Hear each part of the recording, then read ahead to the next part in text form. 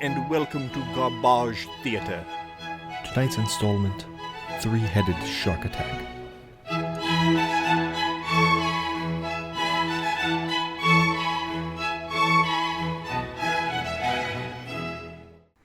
Welcome, folks, to another rousing episode of Garbage Theater.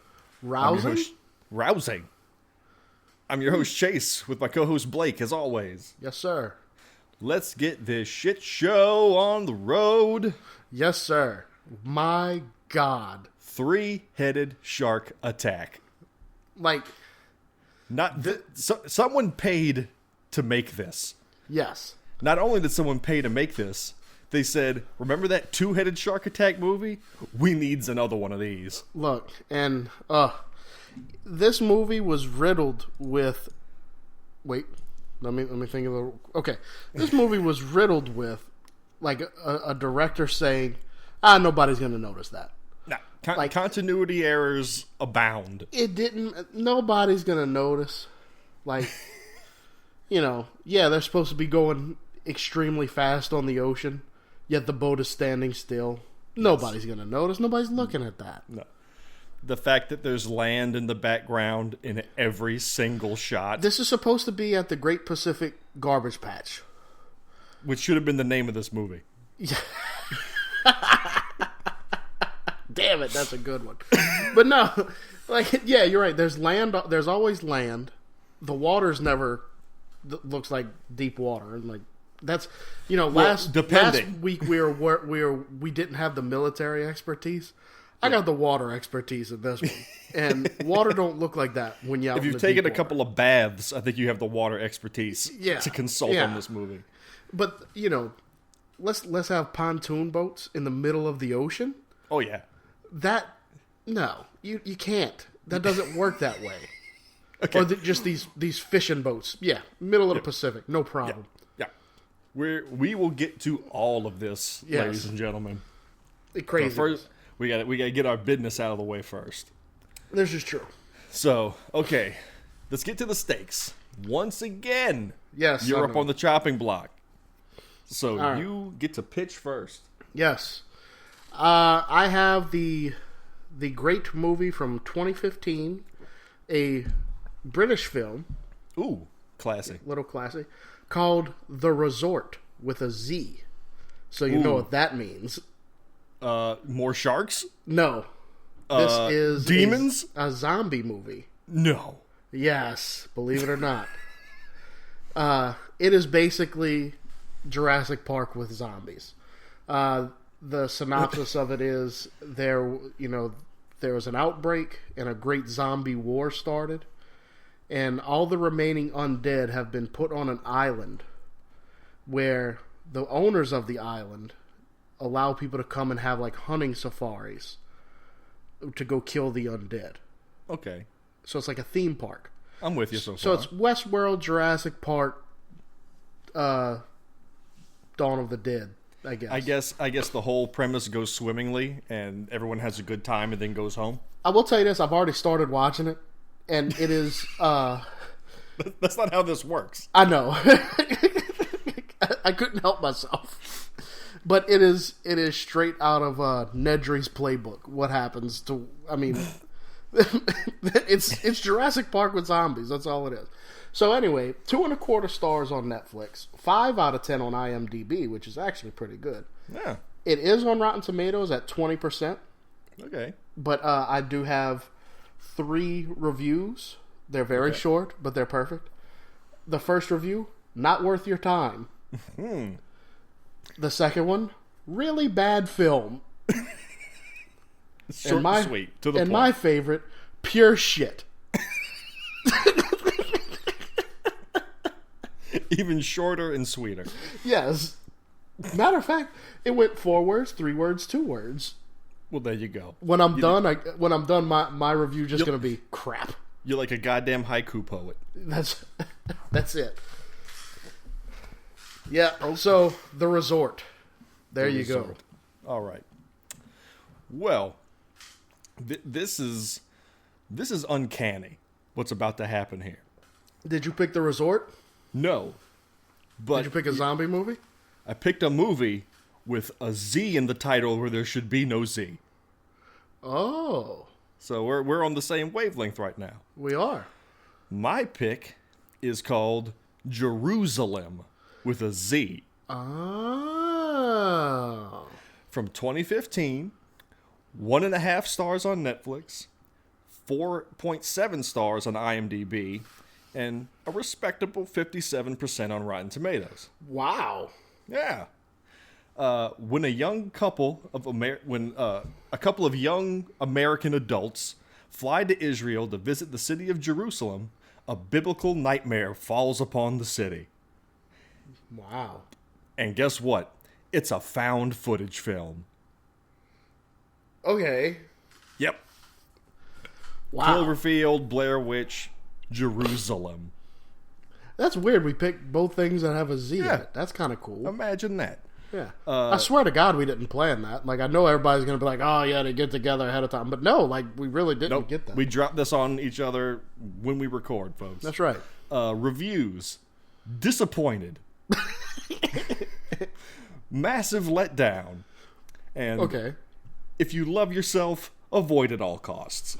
Well, fortunately or unfortunately, we don't love ourselves. Nope. Well, I'm already admitting defeat at that point. No, we will not be watching Jerusalem. We'll be watching Resort. Resort.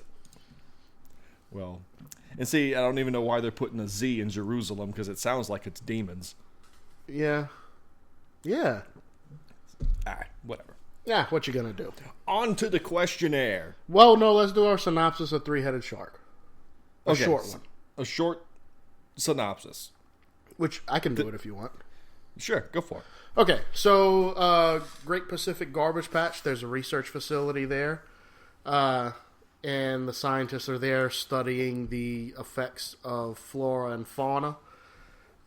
They do have some weird mutant fish at their facility. Nice. You have to do it every time. Anyway, I got it out the way early. Yeah. So anyway, there's a giant three-headed shark that is amongst the garbage patch, and it starts wreaking havoc on the facility and its members. Is that good enough? That's good. You could have just said there's a three-headed shark and been done with it. Yeah, and Rob Van Dam makes an appearance. Which I can't wait till we get to that point. Okay. I'm itching to get to it, so let's get the questions done. Can I tell you what my strategy was for watching it first? That you're gonna be proud and disappointed. Okay. Once again, I've only watched it once, and I watched it Sunday.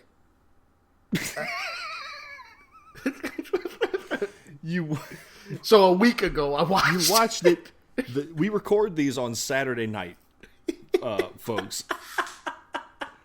So within 12 hours, I it watched was watched and forgotten. Yeah, I've watched so many movies since then, including half of Resort.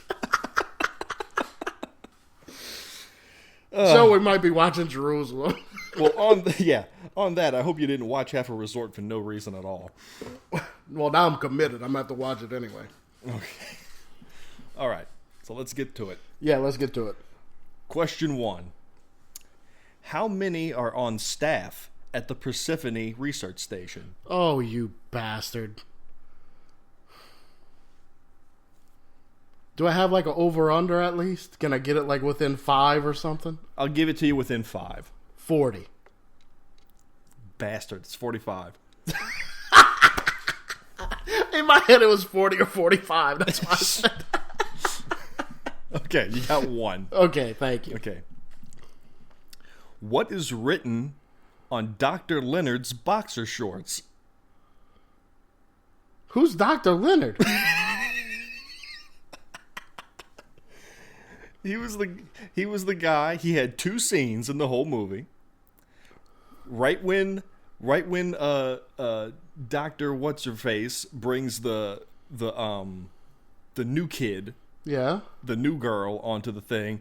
He's the guy that walks up to her grumbles and turns around and walks away. And she says, "Oh, he's not good with people." Oh, that guy. And then later he gets eaten on the turlet, Yeah.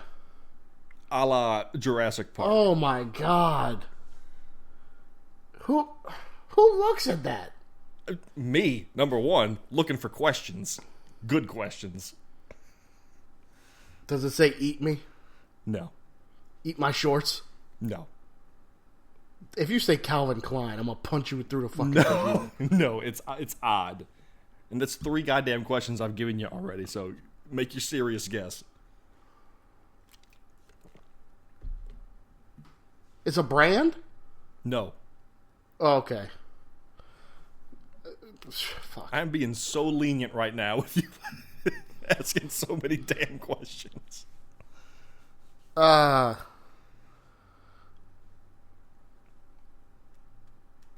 Guess it. Bait. Nope, that's it. You're done. Okay. It was I'm too sexy for my shorts in Little Hearts.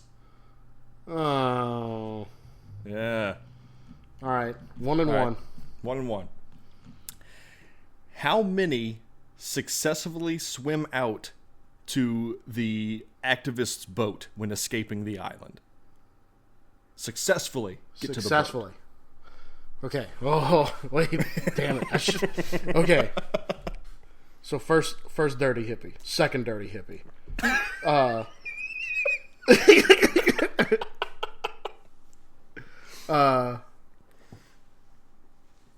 Purple-haired hippie. She goes. Fourth hippie gets eaten. Scientist goes as a distraction. Newbie, doctor with glasses. 6 people make it to the boat. It's 5 people make it to the boat. Son of a bitch. The dude with the glasses didn't make it? The only 2 that didn't make it was Omar, the black guy, surprise. And the scientist And the that showed her scientist. boobs and then quickly died. Yeah, you're counting too many dirty hippies. No, I'm not. Oh, no, my friend. You had the first dirty hippie who's the boyfriend.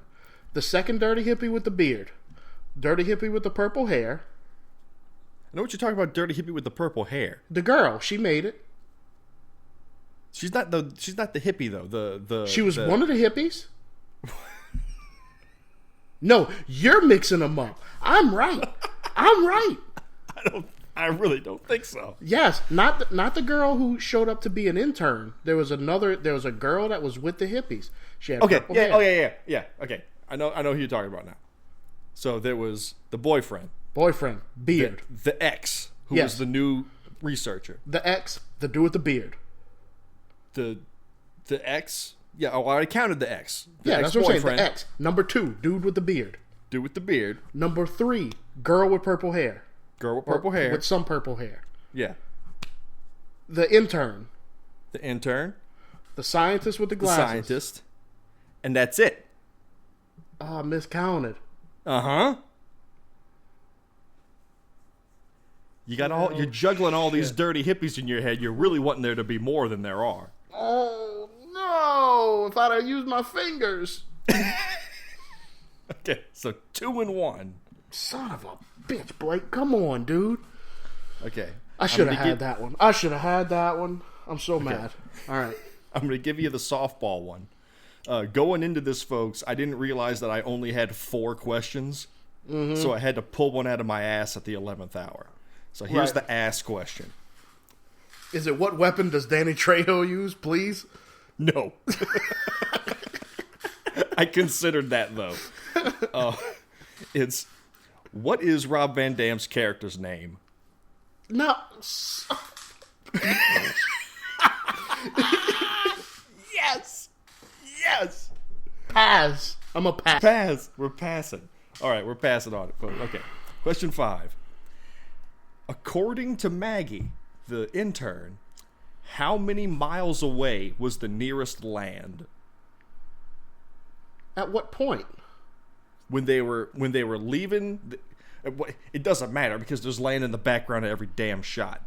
But she says at one point, the closest land we can get to on this beat up pontoon boat after they escaped the party barge How close was it? I'll give it to you within 5. I got a pretty good guess, but I'm gonna pass. Okay, what was Rob's name? Wait, I only got two. I only got 2 left. Yeah. Oh no! All You're right, 1 and 2. The land.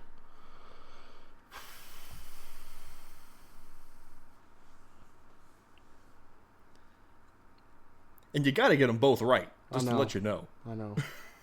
The land. How far away? How far away were they? How far away? His name was Stanley. Son of a bitch. It just.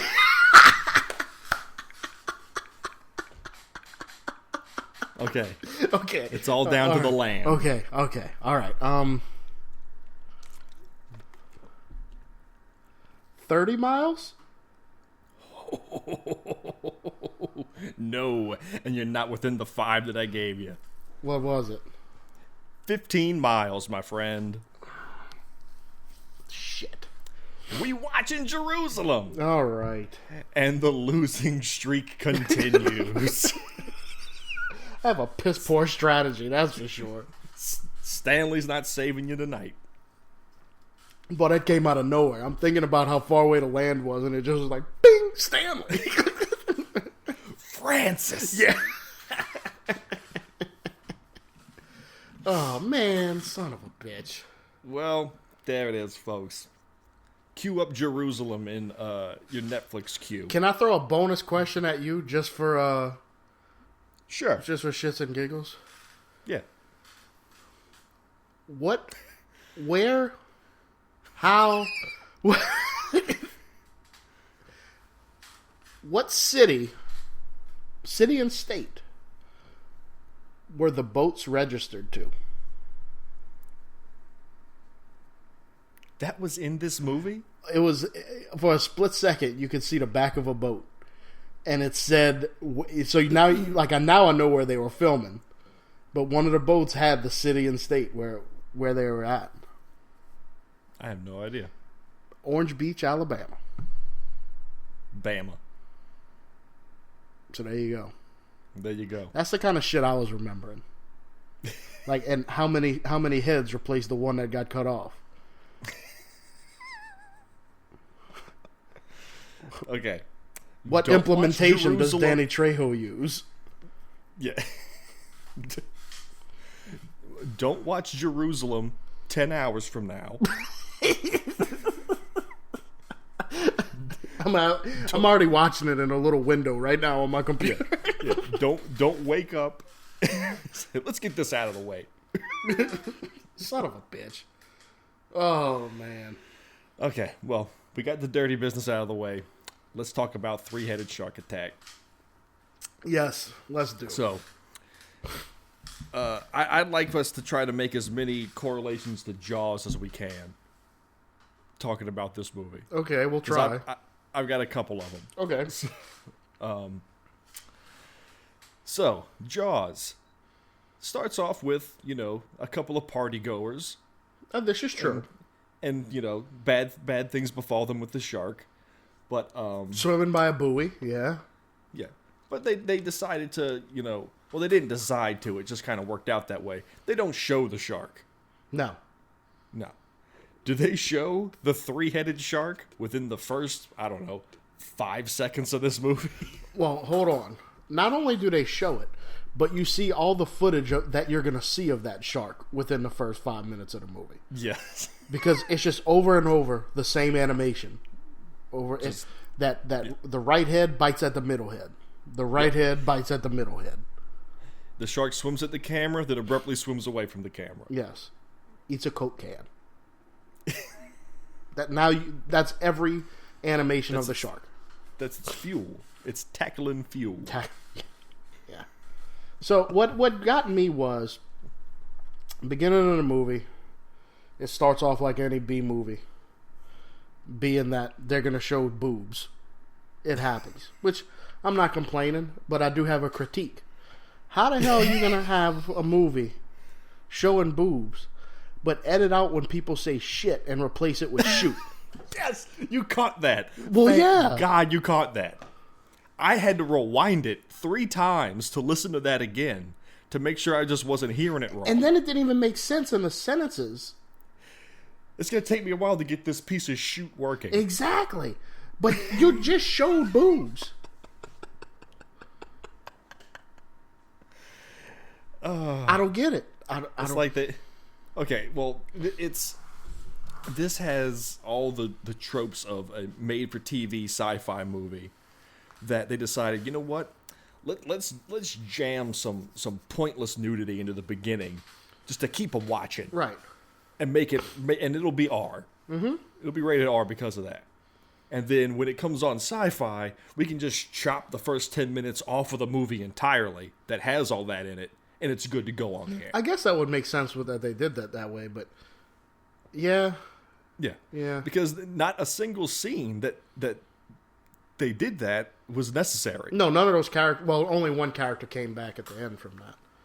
Yeah, but he wasn't even in the shots with the girl. No. Like I said, far be it from me to complain about boobs in a movie. However, get this piece of shoot working. What's funny is it was like a totally different, like you can tell there was like a different audio. Like the words sounded different. It was because he's yelling at the time. He's like, "It's gonna be a while before I get this piece of shoot working." Yeah. Like they couldn't say crap. Yeah, no, they couldn't say shit. They say shit all the time on TV now. Well, it was 2015, just a different time in history. Well, you know, back then men were men, and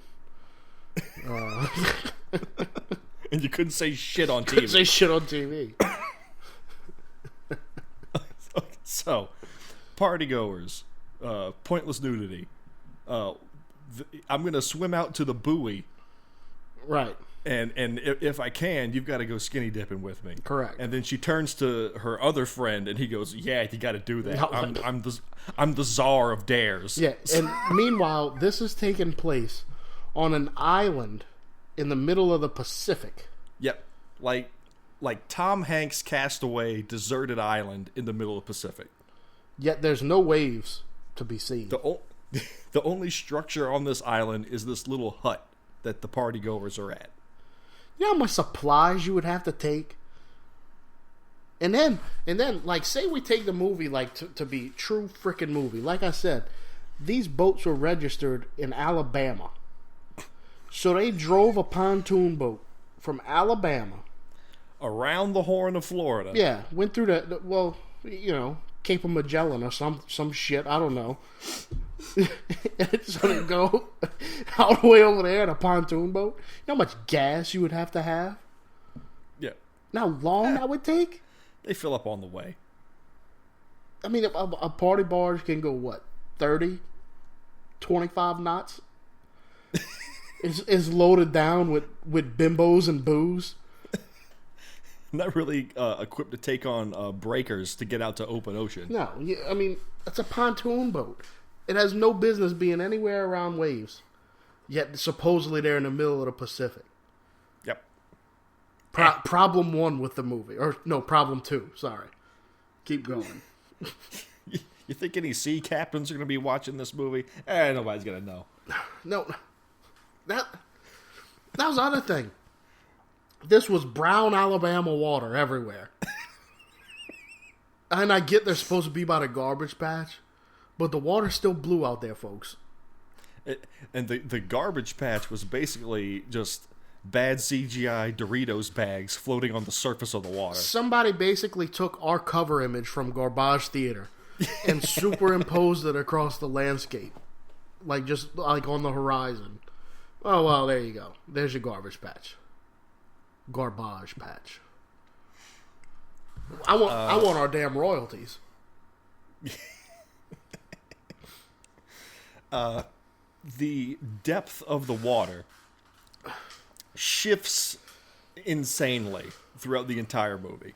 They'll show people in barely crotch deep water and then cut to the shark that's supposedly right next to them, and he's in open goddamn ocean. Yeah. Not to He'll mention leap the out of shark the water. is huge. It is huge. It's beyond Jaws level huge. But then it's supposed to be like right there, waist deep water. You can't see it. Yeah, and it can leap out of the water 50 feet in the air. Correct. Come down nose first on a guy and completely submerge itself into the water. Yeah, in 2 feet down. deep of water. In 2 feet deep water.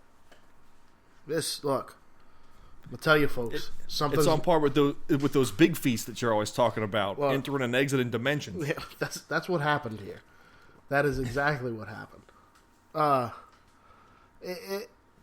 It just I don't know. It's like I said, somebody just kept saying nobody's going to notice. Nobody's going to notice. It does that. It defies the laws of physics and water, and it also can completely beach itself without a care in the world. Correct. Because it kills the woman out in the water. It then kills the other guy who is standing on the edge of the water, and then three of the other party goers come running up, and people need to stop standing in goddamn threes in this movie. Yes. Every time people stood in a line of three, You knew it was coming. it was coming. Chomp, chomp, chomp. It's like, well, we got this 3-headed shark. Well, It launches out of the water, completely out of the water, like nowhere near the water anymore. Eats all the people, and then it hard cuts it back in the water. yeah, that same animation. Right shark bites middle shark. Yeah. And then the guy that swam out to the buoy, the only guy in the water is the safest of the lot. Right. Yeah. Nothing happens to him. Not at all. Why should it? Sharks are allergic to buoys. This one is. I don't look. This whole thing was just the whole time I watched this movie. It was just me saying, "Man, you can make a movie and get this shit made." Yeah. Like, you know how many stories I got in my head? Like, if it's that easy, I'd really need to get working on it. It's who you know. Well, I can. These people know people. I can write a letter to Rob Van Dam right now. I'm sure his fan club ain't too fucking deep. I mean, I can get in there. Well, I want to jump right into Rob Van Dam, but let's wait and get there. Bro, I got naturally. this script about a 3-clawed crawfish. You in or not? Call up your brother Jean-Claude.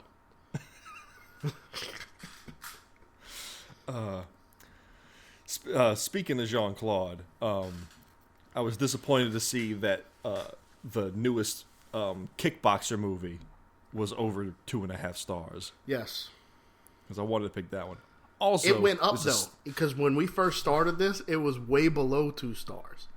Oh, okay. And it was on my list to use. Apparently people started liking it. Oh. Those rat bastards. There's also a sequel to Hard Target. Mm-hmm. And it's like 4 stars. Right. But it's got nothing to do with Louisiana or Jean-Claude Van Damme. No. So what's the point? I know you hate Jean-Claude, but can we agree that that is the best Jean-Claude Van Damme movie? Well, yeah. What are you going to pick? What are you going to pick? Chance Boudreaux? Yeah. You going to pick Street Fighter? Okay, we're getting off topic. I know. I'm sorry. Okay, back to the sharks. Yeah. It kills the partygoers and leaves, and now we hard cut to some more pointless tits. Correct. The scientist, the head The scientist. scientist. What's her name? Who knows? I don't even remember. I don't remember anybody's names in this movie besides fucking Stanley come out of nowhere. Yeah. That was just the good Lord saving me. Yeah. I prayed to Steven Seagal, and I was gifted with the answer. So we cut to her. She's the second in command I guess. at the Persephone Research Station at the Great Pacific Garbage Patch. And her and Professor What's-His-Fuck With the glasses. with the glasses, Professor Glasses, we're going to call him because I can't remember his name either. Inspector Spectacles. Yeah. They're running the place. A new intern has showed up. Correct. This Maggie is her name. got that one written down because that was a question, so I know that one. Complete with crappy hand tattoos, by the way. Yeah. Were those tattoos, or was that like henna stuff? No, it was tattoos. Like, you figure somebody would have used the cover-up makeup on that because it was bad. Like, this chick had jailhouse tattoos on her hands. Nobody's got to notice that. So they're gonna be too busy looking at the shark. No, This wonderfully rendered nobody's shark. looking at this. Nobody cares. So that's when they meet Dr. Leonard. Who seemed to be leaving the facility because it's the entrance door that they come in, and he's walking out that door, sees them, he grumbles and turns around and walks away. Which, by the way, this door is another Bigfoot portal because if you're on the surface and you walk through the door, all of a sudden you're how many feet below the ocean? Yeah, I forget. But every time, whenever they show the facility on the island, it's like a cabana. Yeah. But it's this massive facility the on the water. interior, it's like this massive subterranean, multi-leveled thing. And it's inland on the island. But when they show it underwater, it's in the water, like it's an oil rig or something. And then when they show the wide shot of this real Pacific island, there's nothing on it. There's not a building on the thing. And the water is, as our man LL would say, was deepest bluest. But whenever it's close up, everything's brown. Yeah. So there's a lot of awkward science talk from people who don't know science. Correct. Then we introduce yet more characters. This movie throws so many friggin' characters at you throughout the entirety of the movie. In the third act, it's still throwing new people at you. It is. It's which, by the way, also in your description last week, they threw the term cruise ship around pretty loosely too. We'll get to that. I'm sorry, because that was whenever they started introducing new people. I'm like, oh, I guess this is the cruise ship. This is the cruise ship. My pappy's got a houseboat y'all can use for that there movie. There's your cruise ship. We're really more in the market of a cruise ship. Yeah, complete with advertisement on the side for people like in Alabama who wanted to rent the thing. It says, "Come party with us." Like it literally had the advertisement still inside the boat. I'm sorry. Let's get back. So we're introduced to some new characters. They're an activist group who have come to the Persephone for this. I don't know what. They're supposed to be helping the Persephone scientists, and the scientists. They wanted activists to help out their It's cause. a collaboration. The activists are filthy, and this is why I was calling them dirty hippies. They look like they just crawled out of a hole in the ground. Filthy. It was only them. Only the hippies were dirty, and I really think that was like supposed to be like a commentary. Yeah, like a commentary. Like, look at these dirty hippies that just showed up because all their shirts were dirty. There's not only their shirts, their skin. Everything. They had blotches of dirt They were dirty. and like soot They were all over damn them. dirty hippies.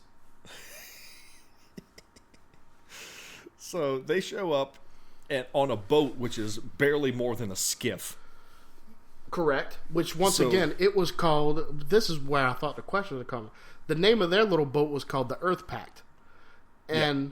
Well, that's the name of their group. Well, that's what they put on side the boat. But what they did was... They built a banner that said Earth Pact on it.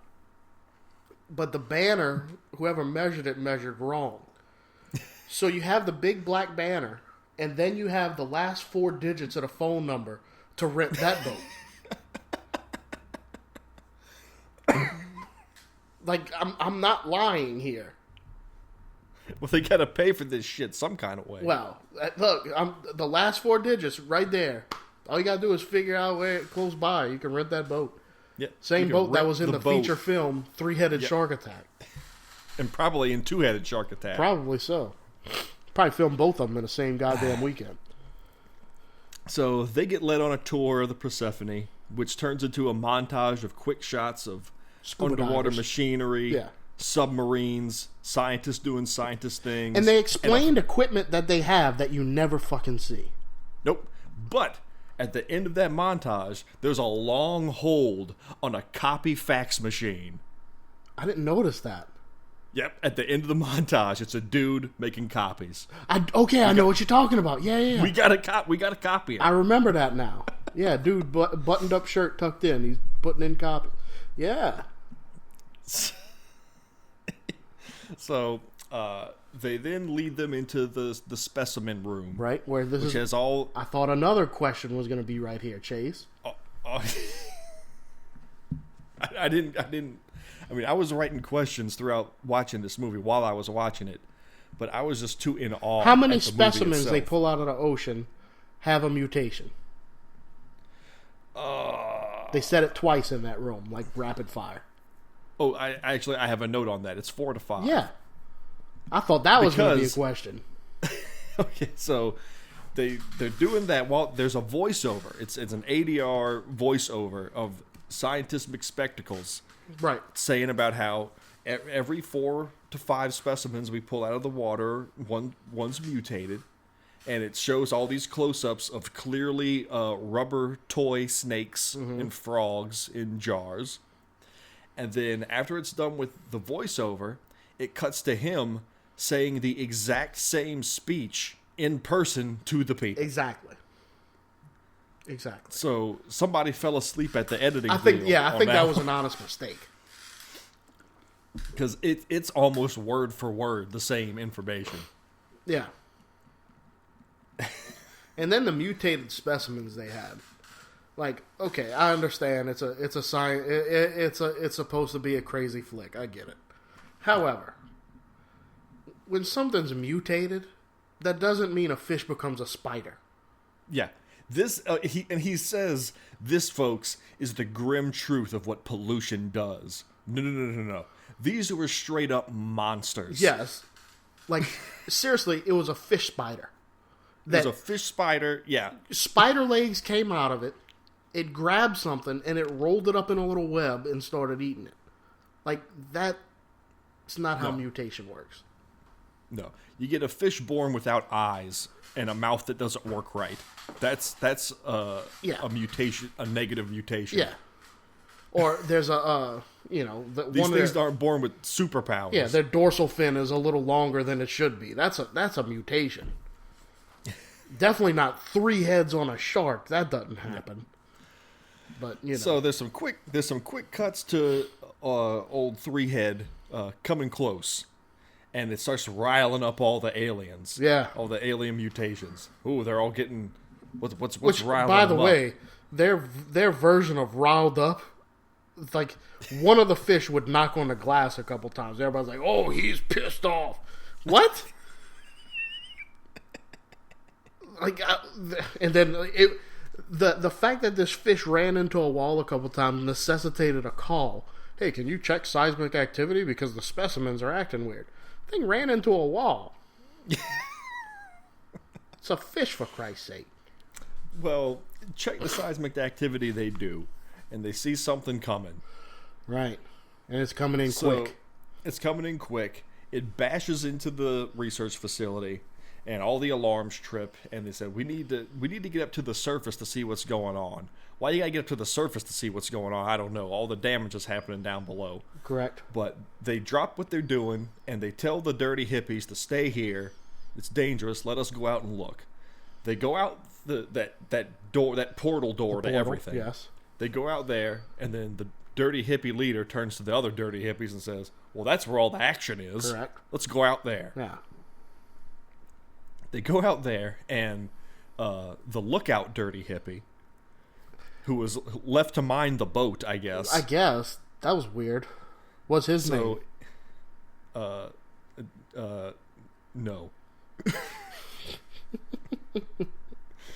I'm going to continue to call him the lookout dirty hippie. Okay.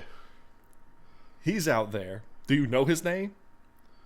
I think it was Brian or Brad or something like that. I can't remember. Let's call him Brian for hell's sake. I like LODH.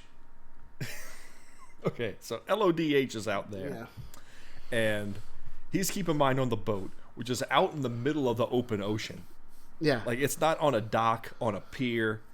They never park a boat where you should park a boat. Nope. They always leave it out floating in the middle of nowhere. Just out there advertising. That's all he's doing. Gotta get that number out. So he's up there and he's looking out, and then you see the bad CG garbage patch. Our cover photo. The cover garbage theater floating out on the ocean, and there's a shadow coming close, and he clearly looks at the shadow, and he says, "Oh, it looks like a whale's coming." Yeah. So he then sprints down from the lookout tower down to the beach and starts going out into the water, like you do when you see a whale. Right. So We've all been there. So he's standing out in the middle of the muck, and the other people come out, and he's out in the water. They say, "What are you doing? Don't go out in the water. There's something happening. It's dangerous." And he says, "Oh no, I forgot something in the boat." He did say that. He said, "I forgot something in the boat, but you guys should have been here because there was a whale here."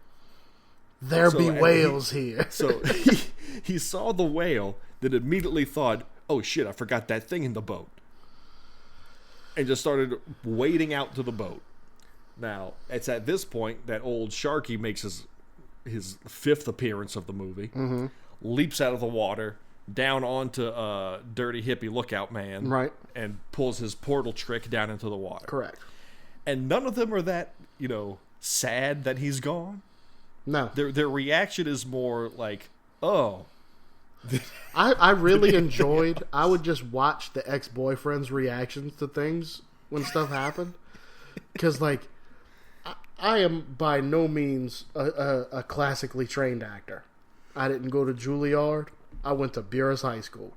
However, I think I could act better than that. Because his reaction to things, he was almost smiling. Yeah, at times. Yeah, it was weird. I don't know.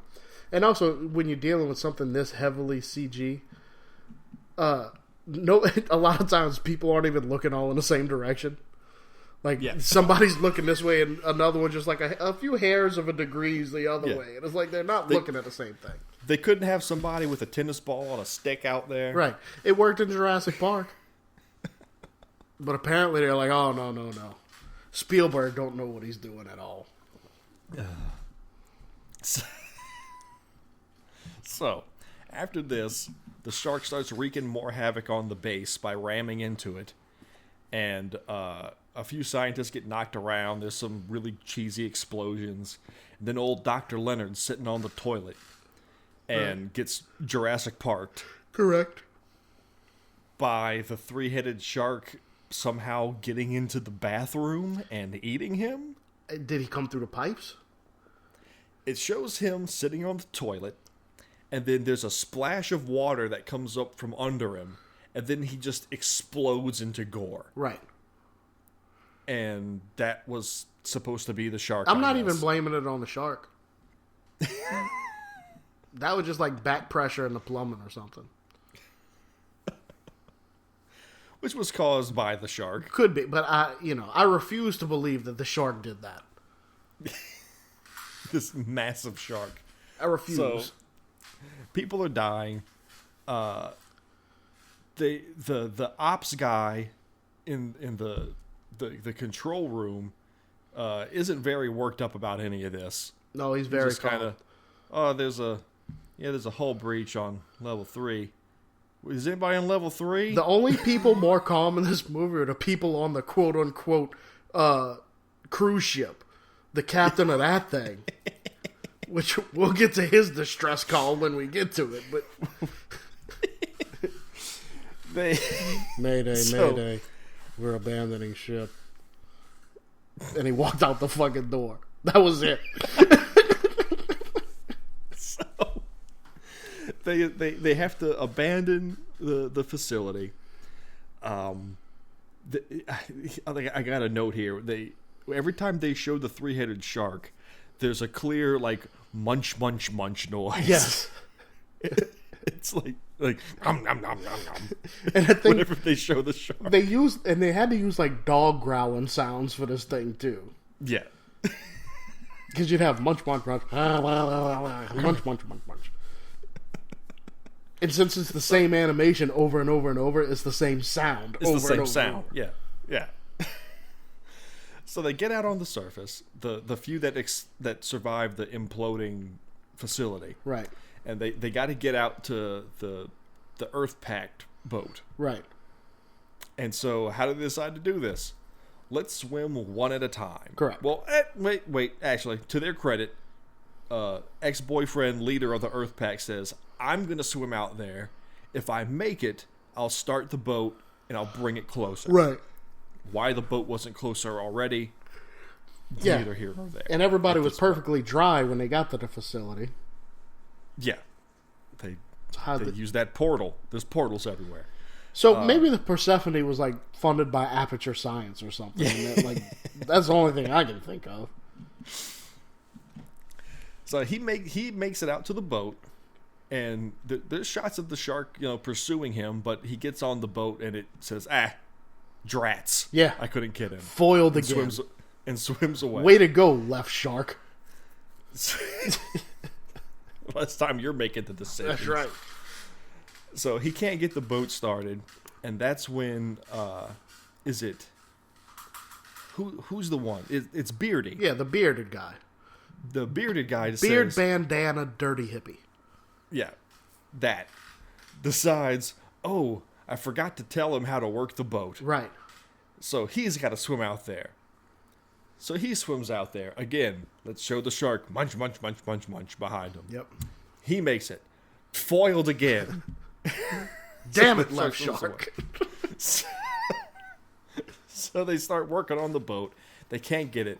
That's when the famous line is uttered. It's going to take us a while to get this piece of chute working. Right. So that's when they decide. While we're getting this piece of chute running, somebody show their boobs. No, that's all done. That all happened in the first 15 minutes of the movie. Just saying, the way they run it, that's how it could have worked. So they decide then, well, we need to get out there. So it's does the doctor sacrifice herself then, you're or do missing they start the going out The girl first? hippie goes out because she says she can't wait any longer, and she runs. And she that's starts right, swimming. yeah. And then Omar says, "You're not going by yourself." You're not going by yourself. And he swims after. He goes her, out there. and he gets at. Unfortunately, Omar's the only black guy in this group. So yeah, unfortunately. So there goes that. Omar's the first to get eaten. Which that made no sense to me because, and look, I'm very comfortable in my sexuality, but that was the best looking dude on set. So like, well, even he did, Rob Van Dam, he didn't know the right people. even Rob Van Dam couldn't hold a candle to Omar. But you're gonna get rid of him? Like, Rob nah. Van Dam, as we all know, is one sexy bastard. If there's one thing this movie don't need is eye candy. So get rid of Omar. So That was Omar- shitty. Omar gets et. That's when they all go in with the plan of the head scientist woman is going to distract them. Right. Just when you thought she might be the main character of this movie. Oh no. No.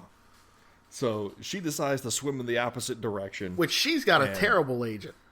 Because her agent said, "You got this movie. You're going to be in it for 5 minutes. By the way, you got to get naked." And she's like, "Am I to star the movie?" "No, not at all. But you got to get Nope. naked." You're going to die fairly quickly. Okay, well, I guess so. Yeah. Boom. First act, you're going down. Yeah. Yeah. Usually you get some kind of payoff for doing that, but... Yeah. So there's this terrible plan where she swims out and she, of course, gets et. Right. The rest of them get to the boat and they try to get on the radio to call the Coast Guard. So they breaker, whatever the hell you say. Mayday, Chase. Mayday. Trucks, boats. Nobody's paying Believe attention. me, in to this movie, it was the same goddamn thing. So they get on the horn. They call for the Coast Guard, but the Coast Guard doesn't answer. That's right. Who does answer? Danny Trejo. Danny Trejo and his fishing buddies, also out in the middle of the Pacific. Yeah, in a freaking flatboat. A flatboat and an Evinrude out in the Pacific Ocean.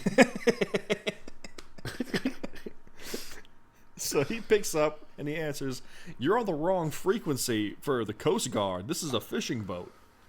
To which Beardy replies, "It doesn't matter. We need your help now." Yeah, instead of saying, channel. "Hey, Danny Trejo, you sound like you know what you're doing. What channel do I need to go to?"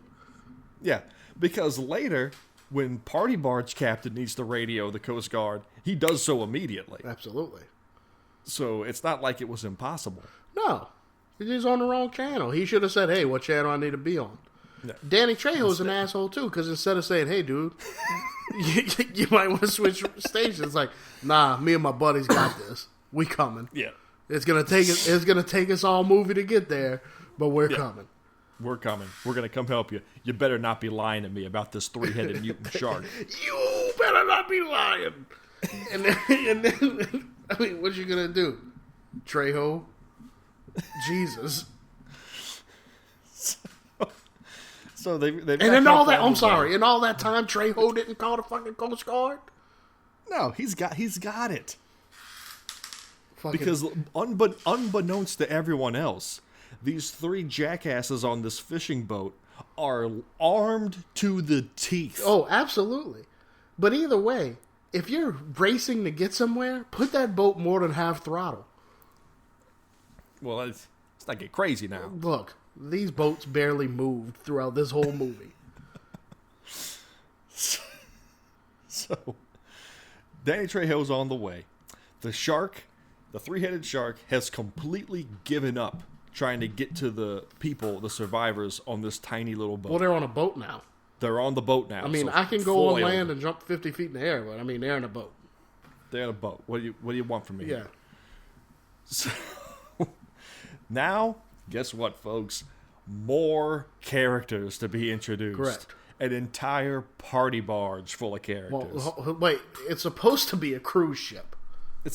Now, the description of the movie would have you believe we're going to cut to a cruise ship. Matter of fact, if you listen to last week's episode, when you say cruise ship, I even say, "Wow, a cruise ship?"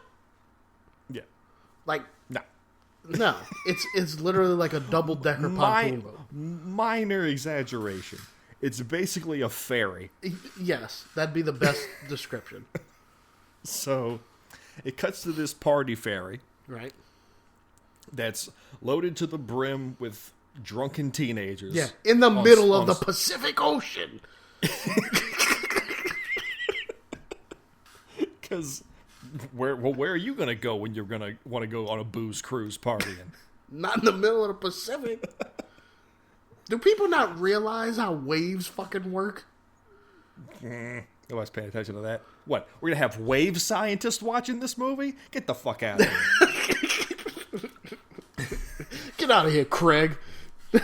Nobody wants you working on this movie anyway. So we're introduced to a mountain of new characters. Right. There's a captain and the co-captain. The first mate. What the fuck ever. No, you're right. You got captain and a co-captain on there. Correct. I'm laughing just because you only saw 2 people in a control room, but when it was time for the 3-headed shark to get busy, all of a sudden they had a third person with them. Yeah, there's a third person. So they're all on this boat partying, and the shark decides, "Ooh, I'm going to go for them." Because there was more pollution coming from that boat. Yeah. Well, we cut back to the main crew on the little hippie boat. Right. And they somehow have gotten close enough to the party boat, which is right goddamn there, apparently. Right. It's like on the other side of the island on the research island. Right. They see them, and they see the fin of the shark, and the shark's going for them. And then Professor McSpectacles says, "Oh, I know what's going on. It's drawn to the pollution of the larger boat." And then he says this. He says, "It's making it insane." Yes, he said that. The pollution is making it insane. Because, it loves pollution. Because before, this shark was very mild-mannered. Now, this boat, hold on now. Making me insane. So, The shark gently butts up against the boat. I think he causes one of the teenagers to fall into the water and gets et. But when that happens, it cuts back to our fearless crew driving the party boat, and our captain goes, "Oh, we lost power in the port side engine. We're going down." Yeah.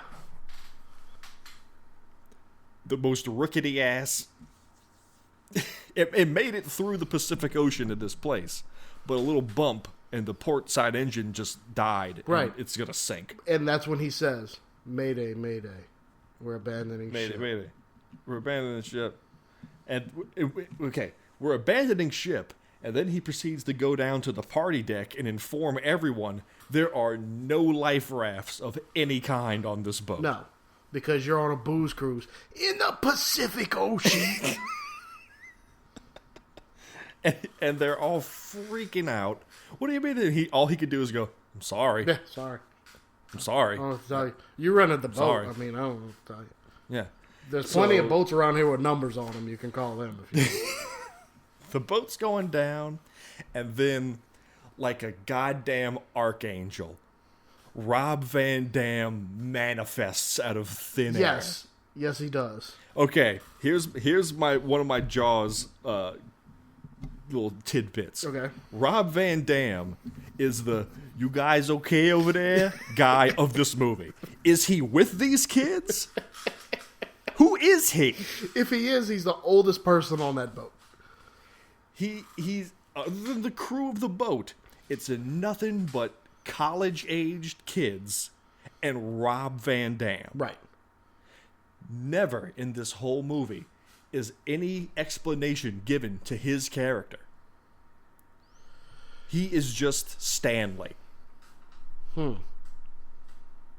They never say who he is, where he came from, why he's there. Nothing. He's just a stowaway with these teenagers. Is he? Maybe he decided to go back to college and get his degree. Maybe. And he fell in with this crowd of youngsters. He's old Uncle Stanley. Don't worry, kids. I'ma save you. Me and my buddy Overwatch. So Vasquez. Yeah. So he showed. Wait, hold on. Wait, seriously, we might have to edit something right now. Okay. Might have to stop for a second because my computer, for some reason, is about to die. Oh no. I know.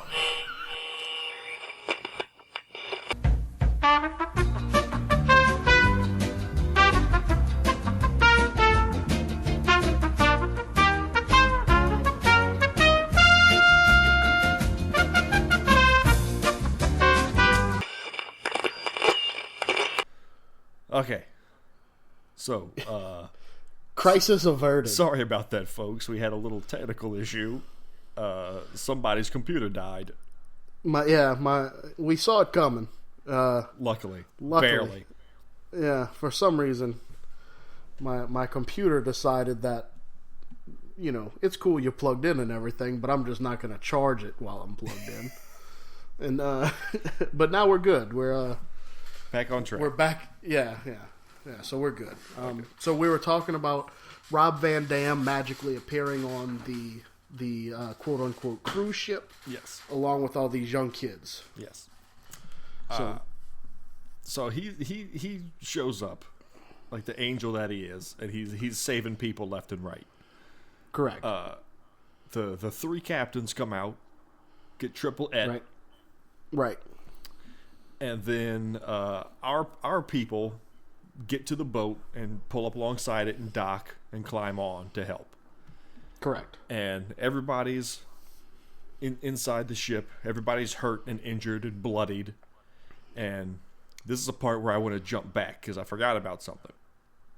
Okay. Now, back when the Persephone was being attacked, there's a shot of the specimen room, and all the specimens have escaped. And it hangs on showing all the tanks, and they're all empty. And then it goes down to the scientist guy that was in charge of the specimens, and he's got like part of his face eaten away. Now, you'd think this is foreshadowing that, oh no, the specimens are out. That's going to come back in some way. You'd be wrong, though. Nope. Never does. Because I was expecting to see that spider fish, but... Yeah. Nope. Nope. What you gonna do? Ran out of budget. So we go back on the pontoon boat, on the party barge, and they're trying to help the injured as best they can. And by that means get all the women to take off their shirts so we can use them as bandages. Which, by the way, Maggie's shirt comes off inexplicably. They don't show her taking off her shirt. Nothing. You just see it on a guy's head as a bandage, and she's in a bathing suit. Yeah. Like, there's no reference to, like, you're just supposed to know that happened. Well, you pieced it together? I did, but I actually had to rewind it. Like, wait, did I fall asleep when they made a bandage? But no, they just, just magically happened. So, Rob Van Dam, Stanley, is deeply troubled by all this teen death around him. I'm convinced he was there. Like, it was supposed to be like a To Catch a Predator episode. And, like, they had him all set up. But, like, Chris Hansen missed the boat. So there he was amongst his prey. And then, like, that's the only explanation I got for him being on that boat. Why don't you go ahead and sit down, Rob? Yeah. Well, all of our crew on the survivors all magically know who he is and know his name because they start calling him Stanley.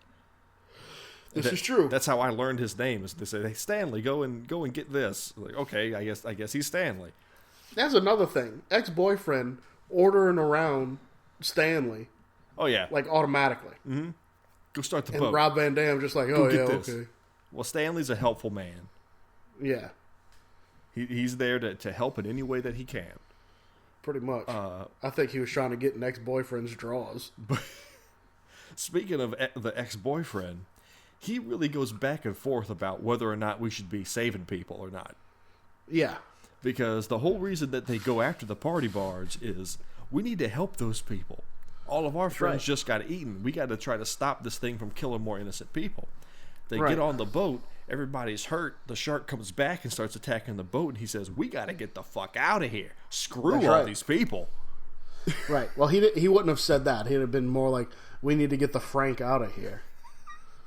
Because the editing on their curse words is ridiculous. You probably couldn't even say ridiculous. It was repenisalous.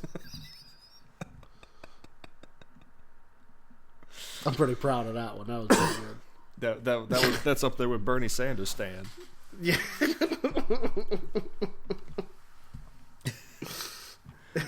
So, okay. There's a long scene where they have to go and find this other girl's boyfriend, fiance, for reasons. And that's just the stretch. That's just the stretch time. So they finally decide, okay, we got to get out of here. We got to get back on the crap boat with as many people as we can and leave. So they all start going down the ladder onto the boat, and Rob Van Dam and Beardy McHippie are the last two there. And Rob Van Dam starts to go down, and Rob Van Dam has a fire axe that he's been using to break open doors and save children and whatnot. Correct.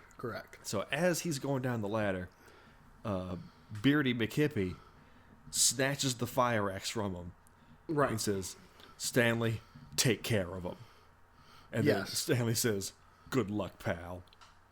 Yeah. Which, by the way, can I explain what he does with that fire axe? Please. Because it was comedy gold. Like, the sharks swimming after the boat, after Stanley and them. Yeah, they leave. Yeah, so, and, Beardy McGee sees the shark going, so he's trailing it, running on the boat. All in slow motion. And he runs up the ramp that's meant to be the ferry part of the boat. And he jumps off with that axe, and he pulls a full McConaughey Rain of Fire. Like, the axe coming down on the shark. And when he hits the shark with it, it sticks into the shark's back, and all of a sudden, he's there standing on the shark's back with the axe stuck in it, and he's stuck. He can't do anything now. And he just panics. So he's windsurfing the shark around, just screaming. Yes, correct. This was not part of my plan, folks. And I literally got a good chuckle out of that. I thought that was pretty funny. Oh yeah, that was one of the parts where I laughed out loud, big time. Because I really thought this is it. One of the heads is going down, but in my notes as I'm taking notes on this movie, there's just one part where it's just huge bold letters that just says "What?" and that's that part. I don't even need to say what it was. Yeah, I mean, it was meant to be this big badass moment, I guess, but it didn't work that way. Now, and it was bad, but it was funny. Now, before in the scene where he's running alongside the shark, timing his jump. In that scene, you can clearly see the captain driving the boat. Oh, really? Yes. There is a man at the helm of that boat driving it. So that I wish I would have saw that. That brave captain survived being eaten by a shark and clawed his way back up there to steady that boat so that old Beardy can do his epic attack. Oh. I mean, it was straight out of Rain of Fire. So, it does wind up eating Beardy. It snaps around and gets him. Yeah, somehow it just bends its neck around and gets him. Yeah. Which a shark doesn't even have a neck, so that's crazy. But sharks don't have 3 heads either and eat garbage, but that means what you gonna do. So they're trying to outrun the shark now, to which Maggie then says, "Oh, I know of an island that we can get to. It's a known party beach. It's about 15 miles northwest, and it's in the Pacific Ocean." And she says this. It's the only land we could possibly make it to, and there's land in the background of the shot.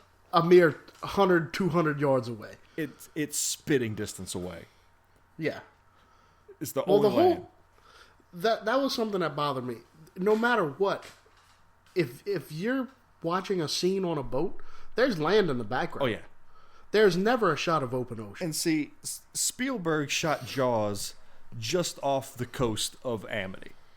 Yeah, but he pointed the camera the right way. Exactly. He made sure that he always shot towards the open ocean. Even if it meant, okay, we got to spin the boat around to show the other side, we cannot have land in the background. Right. Nobody's going to be paying attention to that. No beach scientist is going to be watching this. And I almost think that they probably told these actors, because the actors, they're trying to sell that point too. Yeah. I wonder if they told them, oh, look, we're going to take that out in editing. Like, we're going to edit all that out. Yeah. And you won't even see the land. Maybe that was the plan, but they spent all their money on shoot money, like to change shit to shoot. And now, run out of budget, fellas. The land's got to stay. Oh, what you going to do? So they then say, okay, well, we're going to get to that island. And ex-boyfriend turns to Rob Van Dam and says, well, I'm just going to drive until the boat dies out. And Rob Van Dam says, that's usually my strategy. Yeah. First off, shitty strategy. Or shooty strategy, I should say. Yeah. It's a very shooty strategy.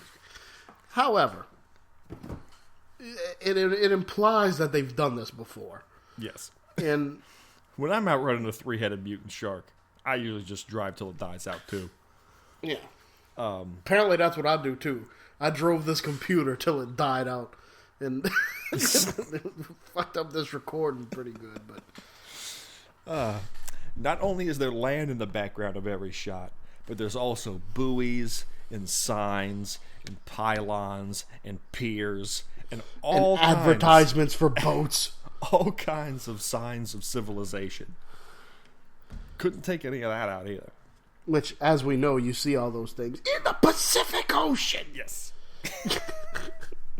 So, they get to the party island, And that's also when Danny Trejo and his crew finally arrive. Correct. So, now, there's something else there. They couldn't pull, the activists couldn't pull their boat up close to land. Correct? Yes, yes. They said that they couldn't, it was too shallow and all that. So they couldn't pull the boat close up to land. So there's a whole big thing where they're swimming to land and all that. And then Trejo pulls up, who's got a bigger boat, and he pulls right up to the beach. Yep. Explain that. No, I don't want to. Okay. This movie didn't want to. I don't want to either. And I actually skipped over the part. I skipped over the part where Trejo killed one of the heads. Yeah. Well, Like, before that happens, they pull oh yeah, up, that's right. and they all whip out their arsenal. They're loaded up with Styrogs and frickin' every semi-automatic rifle weapon you could possibly have, as you do on a fishing boat. And let me tell you, these fishermen, you could tell they handled weapons way more than Special Forces did in Sniper Special Ops, starring Steven Seagal. Why didn't they hire these guys? Yeah. So they get out on the bow of the boat and they're shooting the shark. The shark decides to spin around, and they're not exactly in threes, but they're in twos, so it gets two of them. And it's sitting on the front of the boat, and that's when Danny Trejo pulls out a pistol and he's shooting it, and our people are off on the beach now watching him battle the shark, in which he then reaches for a machete, which works on so many levels. I mean, it's his trademark. Yeah, he is machete. Yeah. And B, he's now the Quint of this movie. Yes. So he proceeds to successfully chop the middle head of the shark off. Correct. Quote unquote, killing it. Right. So he chops the head off, climbs out, and in a slow motion kind of Hasselhoff way, trudges up the beach with his shirt blowing open. Yeah.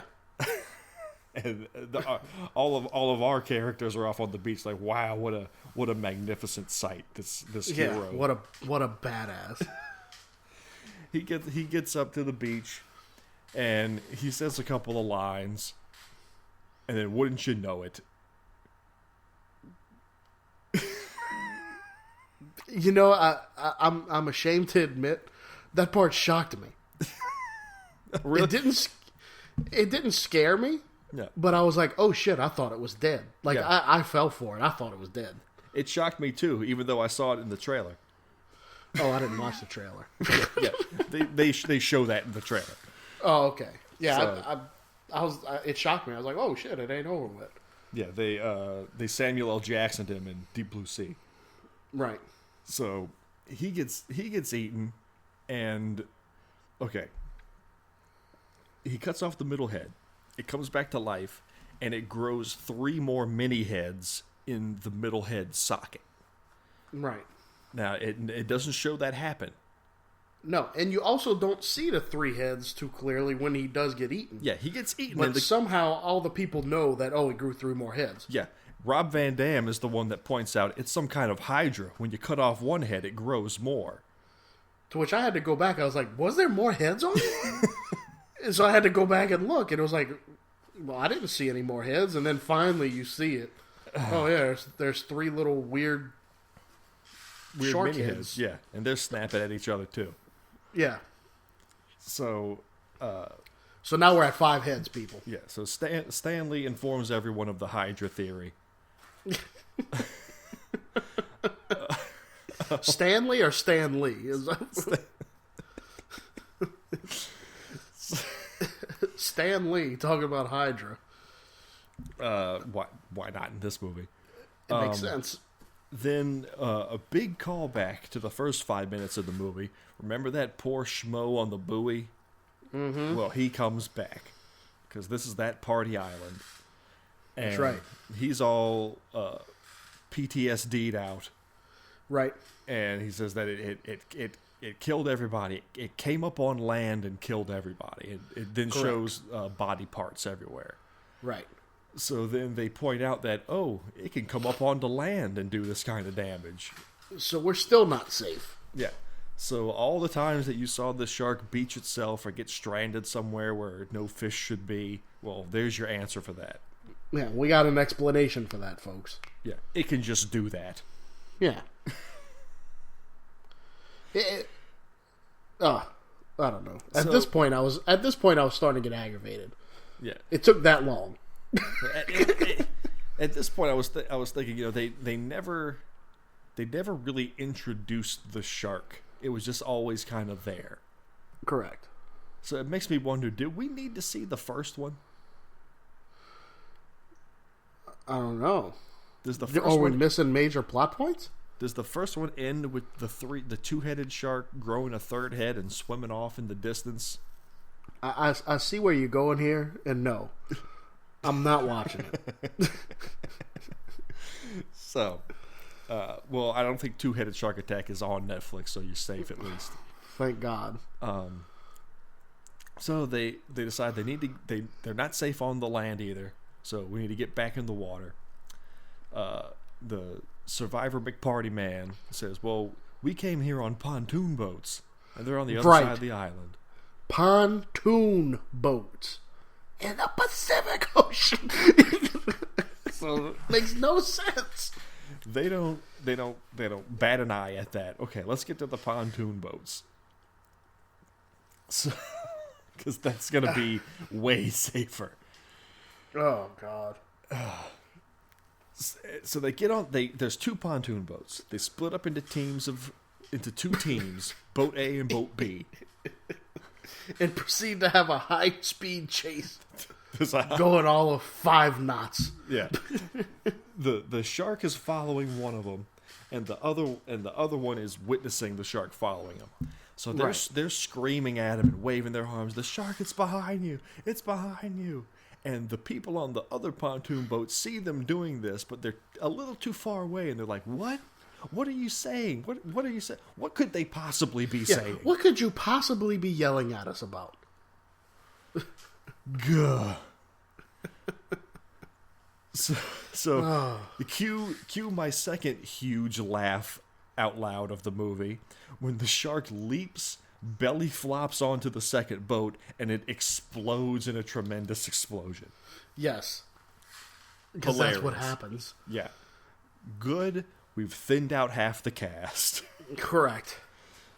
So the only ones left are ex-boyfriend, Stanley, and the intern. Right. We forgot to say Dr. McSpectacles died back on the party barge. Oh, well, he didn't count. He slid. Stanley couldn't save absolutely everyone, and he slid down to chompiness. And that was kind of like Jaws 2. Yeah. Not Jaws 2, but Jaws also. I have to clarify that. Because the boat's at a pitch, and the shark's halfway in the water, halfway on the boat. Yeah. And so everybody's trying to hold him down from sliding down into the shark's mouths. And he eventually just falls in. And it was kind of Jaws-like. Yeah, Rob Van Dam's doing that, I got to catch all these plates falling off the shelf routine, except with kids sliding down to the shark. Right. So, okay, there's one boat left, and they come up with the brilliant idea that, well, it's the garbage. The garbage is making it insane. So if we can bring it back to the garbage patch, it'll go crazy and eat itself. Why didn't it go crazy and eat itself in the beginning of Why didn't they just stay the hell there? It would have already been dead. They would have lost Hippie McLookout. But it swam through the garbage patch to get to Hippie McLookout. Yeah. So it should have been dead then. Yeah, it should have lost its minds back then. Ay. So we need to start writing movies. So yeah. Because I guarantee you, as shitty as this movie was, somebody made some money. And we over here wasting our time talking to each other on computers. Yeah. About said movie.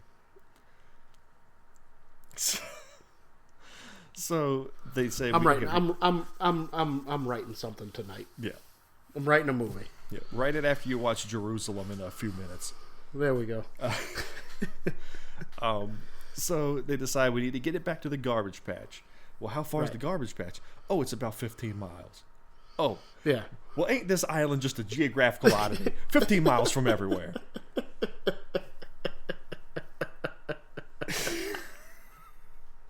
Oh man, that's an awesome joke. Right? So they got to go back to the island, to the garbage patch, the original one. And Rob Van Dam says, "Hey, look, there's a bunch of garbage here." That isn't what he said. He said, "I don't want fop, damn it. I'm a Dapper Dan man." I'm a Dapper Dan man. Okay, sorry. The goddamn paterfamiliast. So, Rob Van Dam finds some garbage. One of the most helpful things he's done on this trip. Well, I'm still convinced he was there to be a predator. Anyway. There's about 6 garbage bags of cans on the boat, and they say that we're gonna chum the shark with these cans that he can't resist and lead him back. So so stupid, and it was so funny because they couldn't throw the bags in the water. Like legally, they couldn't throw the bags in the water, so you could tell he was just dropping them onto something that was right behind the boat. Well, and that's the thing. There's only about 6 bags. They've got 15 miles to go, going about 2 knots. Yeah, you think he would have used them sparingly, but he was like rapid fire. You think he'd open them up and just kind of sprinkle some garbage out? Nope. Yeah. He throws about 3 of them off immediately. If only he would have put a cigarette in his mouth and just started like shoveling them like a shovelful at a time out. I can go just slow like ahead. on Jaws. Yeah. Shove some of this shit. Yeah. So he runs out of garbage bags immediately and says, "Well, I gotta do something." So he said he tells him, I'm gonna distract it because that distraction plan worked so well earlier. So I'm gonna jump in the water, and I guess he's gonna swim back to the garbage patch. I don't know. And lure it there. That made no sense. So he jumps in the water and starts to swim off.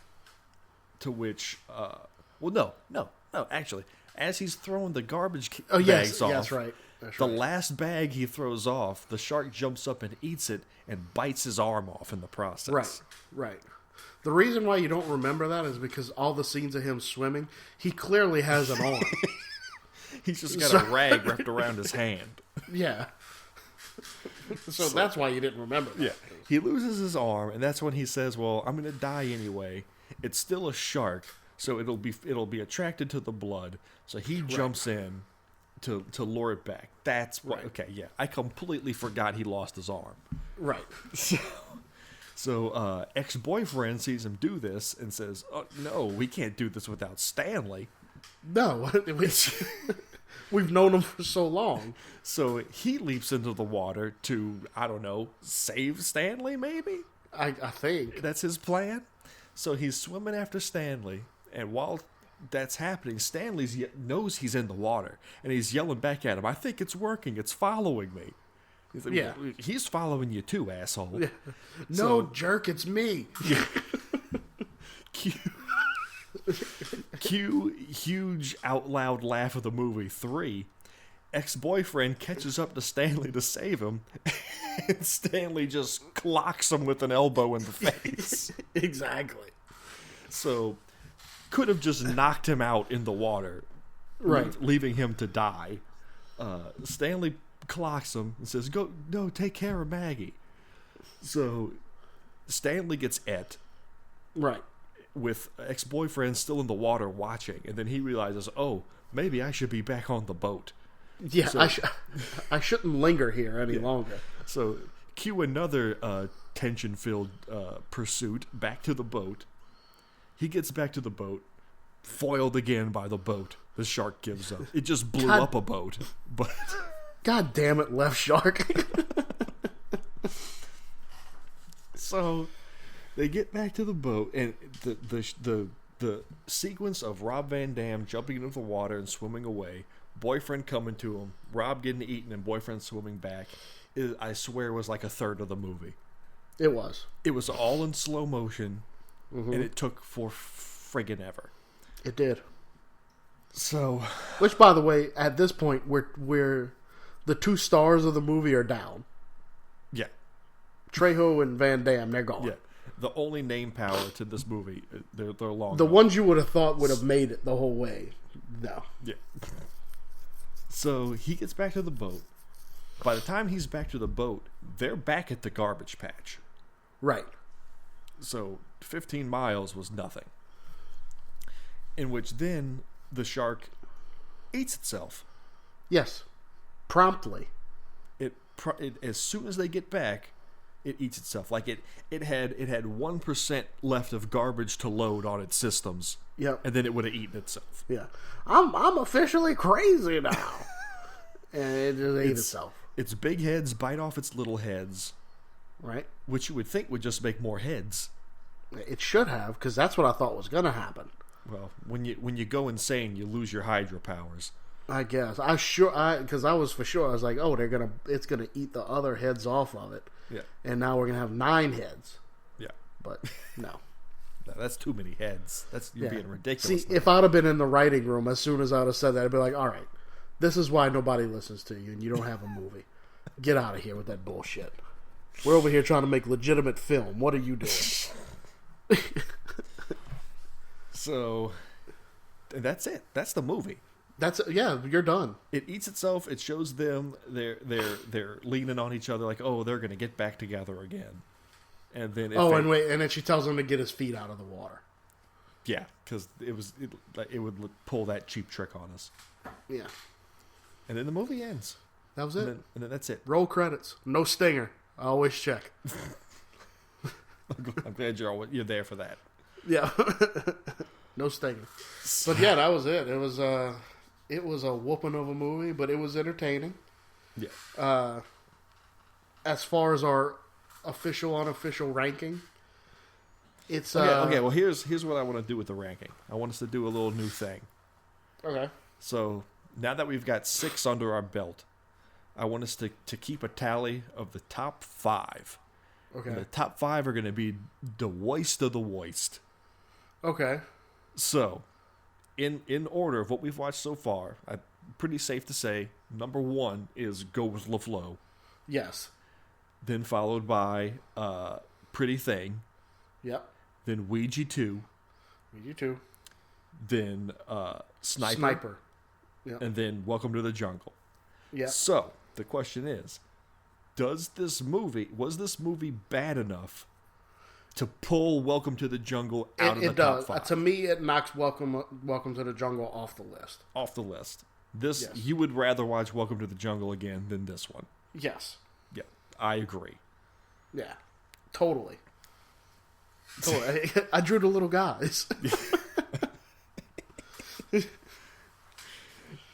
Yeah. What's bad is, do you want to know the real sad truth about Welcome to the Jungle? Yeah. I have watched it again. Really? Yes. Just to do it? Just to do it. I've watched it again. Because, like, when I go to sleep, I like to have background noise on. Yeah. And usually I just watch Futurama, like, constantly. Like, that's always playing when I'm asleep. Yeah. But this time I was like, oh, throw on Welcome to the Jungle. And I actually stayed up and watched it. I didn't go to sleep. So I've watched it again. Fantastic. See, now tonight, instead of watching Jerusalem, I'm going to finish The Resort. Because now I don't get nothing for that one. So, yeah. Danny Trejo was Quint. I'd say, I don't know, maybe Greg was Brody. Well, no, because Rob Van Dam was kind of Brody because he was chumming. But that's the only similarity, though. Yeah. He was you guys okay over there? Yeah. That's who he was. Yeah. Because he had no purpose being there. He ended up getting eaten in the water. Yeah. I mean, Stanley, look, that dude was an online predator. Who lucked There's out. no other reason he's on that boat. Well, he really tried to take care of him and save him. He was, look, I'm going to help these kids, damn it. Oh, my God. It was a bad one. That was a bad one. It was a bad movie. I mean, it had some laughs, but it wasn't worth watching for them. No. Is there anything... Okay, and here's another thing we can start doing. Is there anything that could have redeemed this movie? Oh, just like if Seagal would have been cross-eyed, it would have redeemed the movie. Oh, tell the folks how you made that even better when you. I texted did. me the Okay. other day. Yeah. So the reporter asked Overwatch, "Is it true? Or are you really that good?" And when he rips off his glasses to say "some of the time," he's cross-eyed. Like, there it is. Credits roll. Stinger comes up. So it shows him in his back at base. Goes, takes all his stuff off. Looks in the mirror. Takes out his contact lenses. Eyes perfectly straight.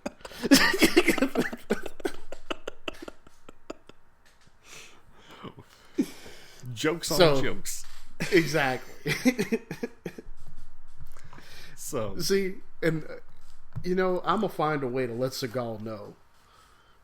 Like, maybe I'll just get arrested in Jefferson Parish or something. And start doing while I'm in comedies. yeah, while I'm in back the cop car. Like, hey, Overwatch. You know what you should have done. I must say that, and then he's gonna pull over, and his round ass is gonna walk around and throw me on the ground with some kind of mystical Aikido move. They'll have to sit down. Yeah. He's gonna tell somebody else. I don't like the cut of that man's jib. Go take care of him.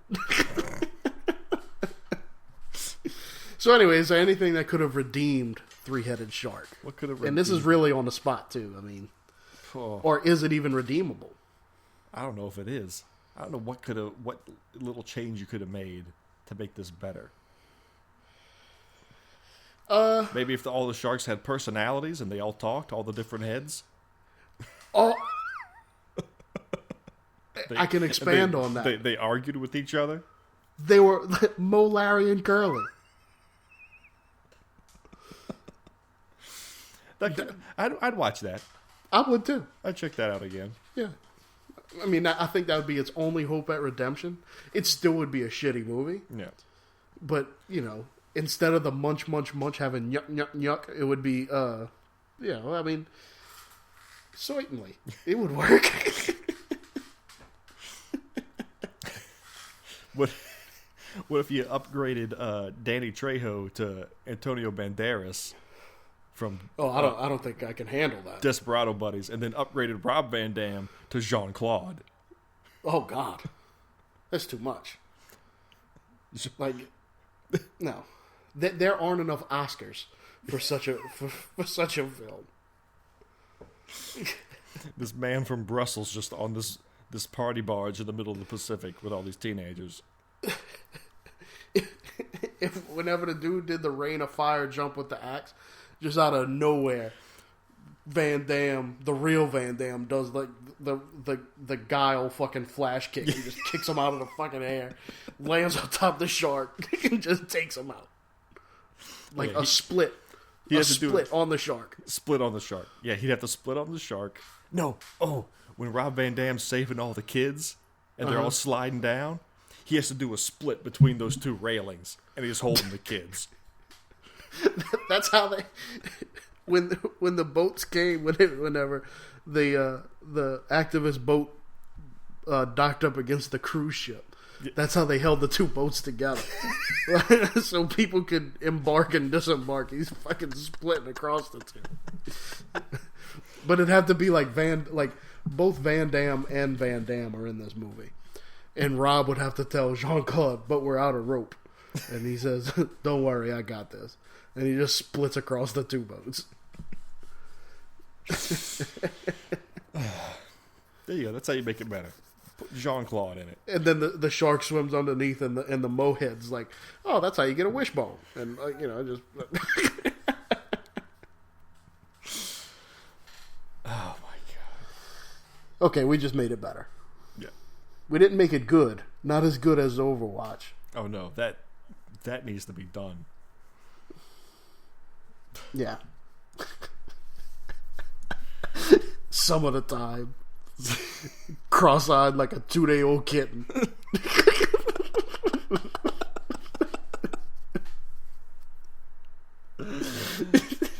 Oh shit! But there you go, folks. We couldn't help but go back to Sniper Special Ops again. It's still fresh in our minds. Oh god. Well, Jerusalem it is. Jerusalem it is. And it's found footage? It's a found footage. Oh Jesus. Yep. Shaky cam. Yeah. All right. Well, I'll watch this one. At maybe least Thursday or Friday. At least wait 24 hours. Yeah. I gotta win. I have to win. Yeah. You gotta break the streak. I do. And don't like take pity on me. I don't want easy questions like, something. Well, I haven't even seen them. I don't want easy questions. That's all. Yeah. All right, folks. I guess that's it for today. All right, everybody. Till next time. That's right. Thank you for listening to Garbage Theatre. To get the latest episodes, please subscribe on iTunes and like us on Facebook at facebook.com/garbagetheatre. You can also listen to Garbage Theatre anytime, anywhere on Stitcher Radio on Demand. Download the free app today.